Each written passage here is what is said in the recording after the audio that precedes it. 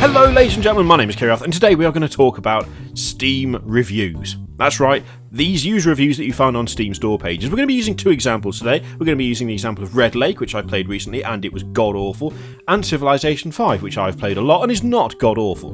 And we're going to kind of look at basically how utterly fucking useless the Steam reviews system can be. Not always, I think that's unfair, but it can be a worthless pile of garbage for a certain, I guess, demographic of games, if that's the right word to use. So, this was brought on because someone said, when I played Red Lake, you should go back, you should read the Steam reviews, and you should do like a stupid dramatic reading of them. That would be funny. And I thought, actually, that could be quite funny, I'll give it a try. But I came to the Red Lake store page, thinking that would be the best thing to do, because it was the most recent video I did, and immediately got enraged and pissed off, which sounds incredibly juvenile, but there you go. And it's because of this. It's because of this, right? This game is undeniably crap. If you've watched the video on it, you will be able to see that it is undeniably crap. It's badly made, it's badly translated, it looks bad, it feels bad, it sounds bad. It is not a good game by any stretch of the imagination. Now, Steam, well, more to the point, Valve, being the bizarre, nebulous and incomprehensible entity that they are in control of the largest digital marketplace. That's it, the largest digital marketplace. They have this market well and truly cornered. They are fully in control of it. They are at the helm. Steam is absolutely huge, and Valve runs Steam, and it also runs Team Fortress 2 in terms of publishing and support and stuff, and Counter-Strike Global Offensive, which was down for 24 hours recently, but Valve said nothing on it at all. Hilarious. Dota 2, they've got all the VR stuff that they're doing. They've got the Steam controller stuff, they've got their little Steam boxes, the Steam links, all of that shit. They've got a vast number of users. I mean, Dota 2, Team Fortress 2 and Counter-Strike Global Offensive alone have millions upon millions upon millions of players. It is ridiculous. They are vastly popular. And so, of course, you'd expect that a company that looks after an entire digital store and multiple games would have staff, you know, well and truly ready to deal with issues. Except they've got an employment of, I believe it's 360 was the last figure? 360 people to do some sort of quality control, which they don't do, to do some sort of moderation, which they don't do, to support multiple games, which in the case of Counter-Strike Global Offensive, Jesus Christ, going offline for 24 hours, they apparently do not do either. And you can see where they've attempted to delegate responsibility for their platform to their users, in the form of things like user reviews, in the form of Steam Greenlight, in the form of actually giving the creators of the games the ability to mod their own forums on the Steam store pages, which is, you know, that's fine. I can agree with that. You can't have someone from Valve looking after every community for every game. That would be crazy. There needs to be some sort of interaction from the developers. But some of the developers are fucking mental. They're mad nutcases who will happily delete threads, bin people, they'll just go off on mad homophobic or racist rants, and occasionally Steam goes, oh dear, that's not on, we'll get rid of that. You know, once all the damage has been done and all the people have been offended, they'll then step in and just delete everything, which is, let's face it, really shit. And here is where I have a problem, right? Focusing specifically today, because this is borderline going to become a series, because I'm just so sick of using Steam at this point. It's such a garbage fire. The review system. So, let's look at these two games. Red Lake, Civilization 5. Civilization 5, the user reviews, I can't talk today, I've had no sleep. Recent, very positive, overall, overwhelmingly positive. I would say that is accurate when you look at things like Metacritic, Jesus Christ, I'm too amped up, it's ridiculous. When you look at things like Metacritic, the various like PC Gamer and Rock Paper Shotgun and Polygon and all of that bollocks, pretty much overwhelmingly positive reaction to Civilization 5, especially now that all the various DLCs and expansions and stuff have come out. I would say that is accurate, okay? I would suggest that, by and large, people love themselves some Civ 5. I don't think that's something you can particularly argue with, and in fact, if we go down, we have positive reviews of 100,000 and negative of about 3,500. Now, I obviously haven't read all 101,049 positive reviews for Civilization 5 because that would be just ridiculous. There is not enough time in the day to do that. But I will say that having skimmed through several pages of them, they are true to what they say they are. They are actual positive reviews. When people say recommended, they are actually recommending the game. They are telling you that it is worth buying. They might be doing it in like a meme way, like this, like with just one more turn. They might be doing it like that. But at the same time, it's still, at the very least, a, if not informative, then humorous suggestion that the game is good. It's giving the implication that actually you will enjoy it. It felt like 10 minutes, but it was 2 hours. That is a positive statement. Yes, we can all agree on that? Excellent. Good. I didn't need to scroll back up there, but I did anyway. Now, let's look at Red Lake. Go away. Now, these reviews are mixed.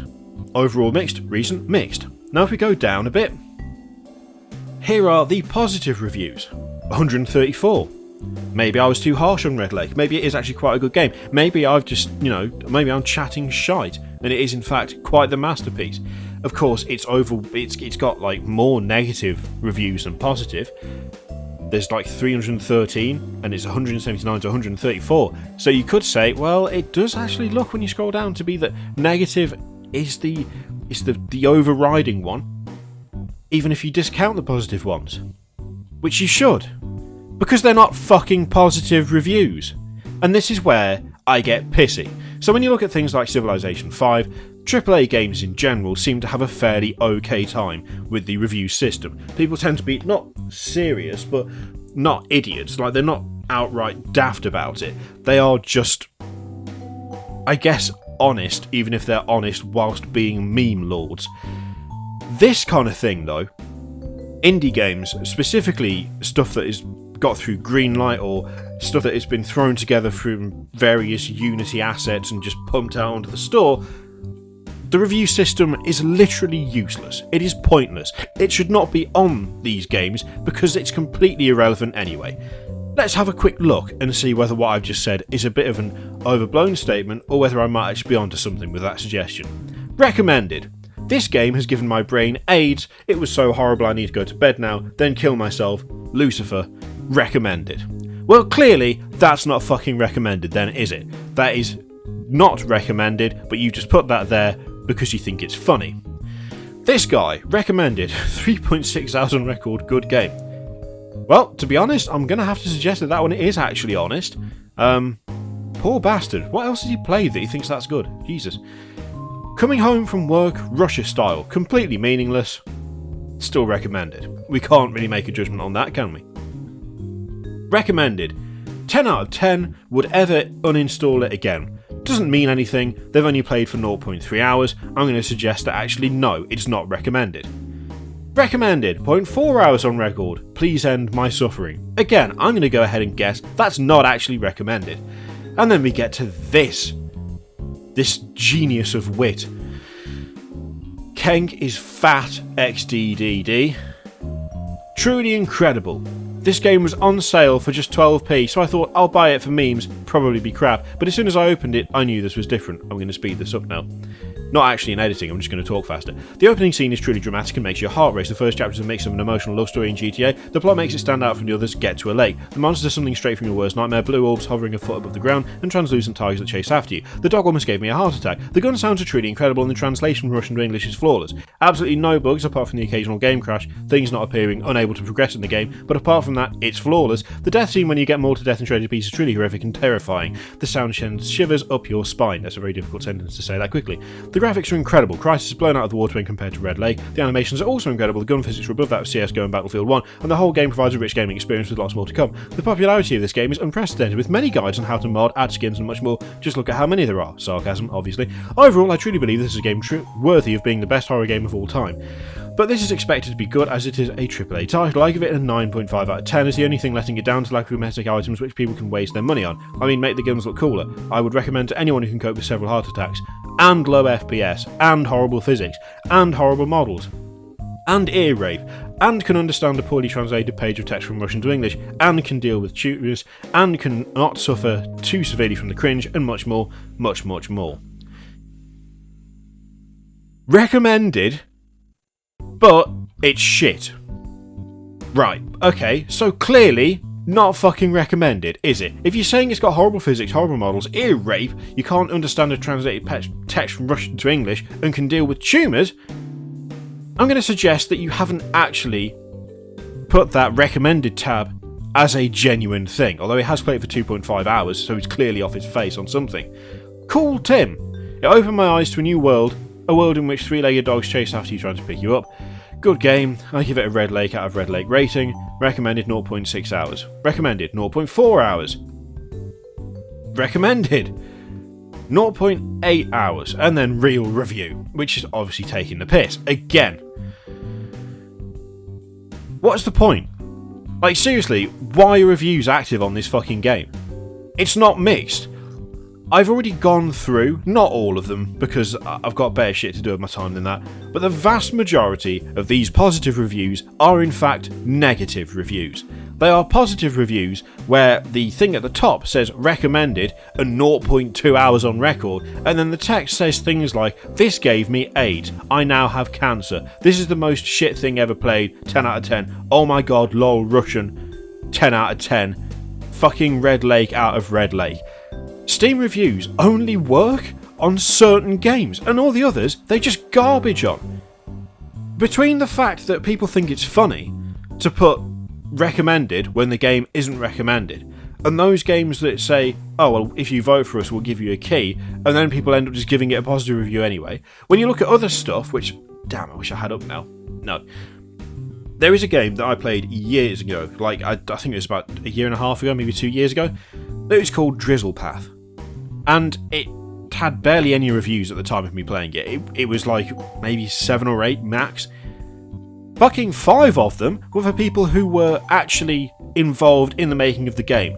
The person who did the narration had left a positive review. The person who did the music had left a positive review. The person that had designed one of the models had done a positive review. Which basically makes them worthless, just like all of these fucking reviews right here. But we need to kind of... I think people need to start accepting that at this stage, Valve isn't actually interested in maintaining their platform to a decent standard.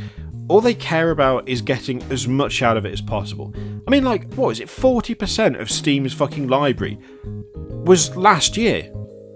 Like, its library, 40% of its entire library appeared on Steam during 2016. That's crazy.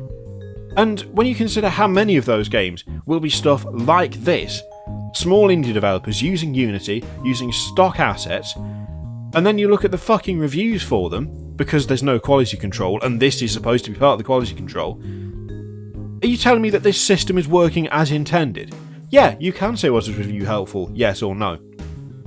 But that bears no bearing on fucking anything, does it? Because it still appears up here as mixed, when it's actually overwhelmingly negative. When you get to a certain point with these games, if it's not a AAA title, and it hasn't had a recent patch that some people don't like for whatever reason, this system is totally bollocks. It's utterly useless. People don't use it to actually recommend the game, or not recommend the game. What they use it for is to make funny jokes. I'm going to put recommended, but I'm going to say that I've been given brain aids, and they need to go to bed and kill themselves. Fucking hilarious. That's really helpful. Oh, fantastic.